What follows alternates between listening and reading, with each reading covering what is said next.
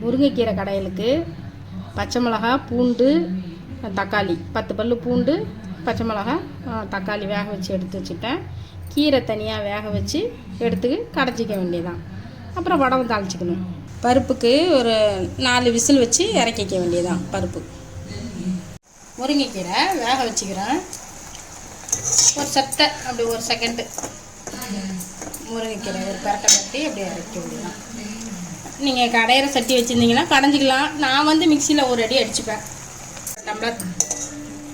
அரை டம்ளர் தண்ணி வச்சு அப்படியே வேக வச்சுக்க வேண்டியதான். ஒரு அரை டீஸ்பூன் கடுகு, ஒரு அரை டீஸ்பூன் ஜீரகம், 2 வரமிளகா,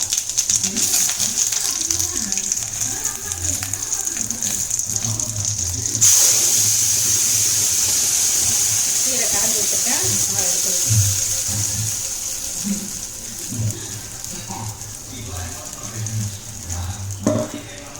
மிக்சியில் ஒரு அடி அடித்து ஊற்றிட்டேன். எனக்கு கீரை கடையிற சட்டியில் கடைய வராது, அதனால் நான் மிக்சியில் அடித்து ஊற்றிக்கிட்டேன்.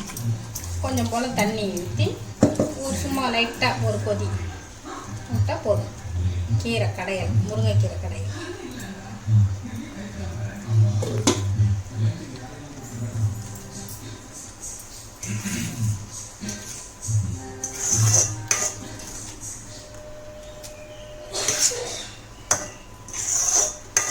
ஒரு தக்காளி, ஒரு 5 பச்சை மிளகா, பருப்பு கூட